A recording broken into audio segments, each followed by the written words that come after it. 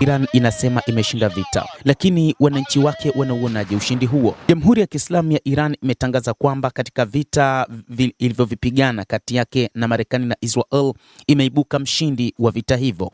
Uongozi wa Iran umekuwa ukipendekeza makubaliano na Marekani, ikisema kwamba namna ambavyo Marekani ilitaka makubaliano hayo ni ushindi tosha kwa Iran kwa sababu ya ustahimilivu wao, lakini pia wao walikuwa tayari kuendelea na mapambano wakati wowote na hata wakati huu. Katika moja ya mambo ambayo yanazungumzwa katika mkataba wao, haitaruhusu kuondolewa kwa uranium yake, lakini pia kuhusu makombora yake wa Iran wanasema yatasalia kuwepo nchini humo na kwamba yatatolewa tu wakati kushambulia popote katika maadui.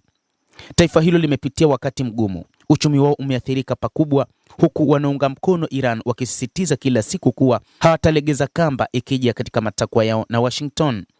Ila baadhi ya raia ambao wapo ndani na nje ya nchi hiyo ambao hawaoni kama diplomasia ndio itatatua mgogoro huo uliopo, ila kwao ni nafasi nzuri ya kubadilisha utawala wa Iran. Hata hivyo, hawa ni wale ambao walikuwa wakipinga serikali wakiunganishwa na Marekani na Israel. Maafisa wakuu wa Israel wametangaza makubaliano na Marekani kama ni ushindi wa Iran.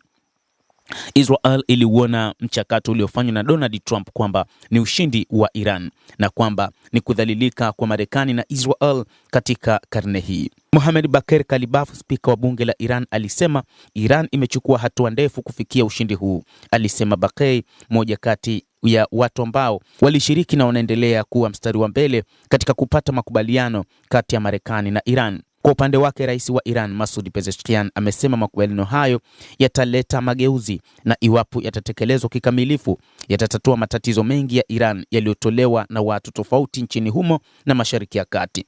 Semi za Kalibafu zina uzito, kwani zinaonyesha kuwa makubaliano na Marekani yanaungwa mkono na viongozi wengine wakuu wa Iran ikiwemo jeshi la IRGC. Lakini pia uongozi wa Iran umetangaza makubaliano hayo kuwa ni ushindi kwa Marekani.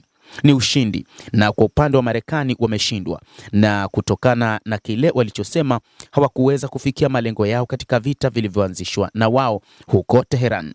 Walishindwa kushinikiza Iran kujisalimisha, walishindwa kubadilisha mfumo wa uongozi wa Kiislamu kama walivyotaka, na hawakuweza kumaliza mpango wa nyuklia wa Iran kupitia nguvu za kijeshi, na pia hawakuvunja uhusiano wa Iran na Hezbollah, lakini pia hawakuvunja uhusiano wa wananchi na serikali yao. Licha ya yote hayo, Iran bado ina uwezo wa kufanya majadiliano, huku Lebanon ikijumuishwa katika makubaliano yao ya kupatikana kwa amani.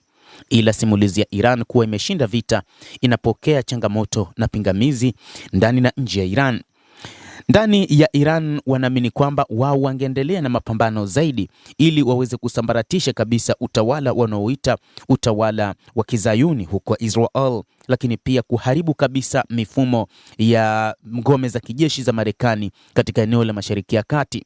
Hata hivyo, jambo jingine ni juu ya namna ambavyo waliendelewa kushambuliwa, wakiona kwamba walipoteza vitu vingi na hivyo walihitaji kulipa kisasi kama ambavyo wao wamefanyiwa. Lakini ukitazama kwa sasa makubaliano na Marekani ambapo viongozi wao wanayaelezea ni kana kwamba yameleta ushindi kwao, lakini kwa sasa hivi wao walikuwa na vikwazo vya muda mrefu, walikuwa wakishambuliwa na mataifa mengi yakiwemo yale ya Magharibi, lakini kutokana na uvumilivu wa hali ya juu wa uongozi na jeshi la IRGC waliweza kustahimili, lakini hii ilikuja kuwapa ushindi katika vita hivi, kwani Marekani ilikata tamaa na hata Israeli yenyewe, licha ya waziri mkuu Benjamin Netanyahu anayetamani kurudi vitani, lakini anakata tamaa kutokana na kwamba Donald Trump, rais wa Marekani, anashindwa kuanzisha vita hivi. Kubwa zaidi ni kuzuia mlango wa bahari wa Hormuz ambao uliufanya ulimwengu kuwa katika sehemu hatari ya kuharibika kwa uchumi.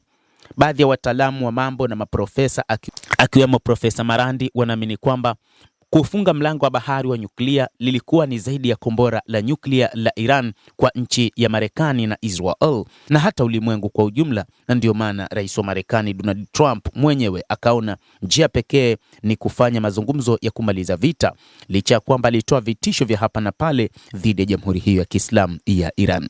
Endelea kutufuatilia mtazamaji, lakini ni kusihi usisahau kulike, usisahau kucomment, kadhalika usisahau kusubscribe channel yetu hii ili upate habari hizi kwa mapana kupitia The World News. Jina langu ni Adam Hussein. Endelea kuwa nasi wakati wote, endelea kutufuatilia ili upate habari hizi kwa mapana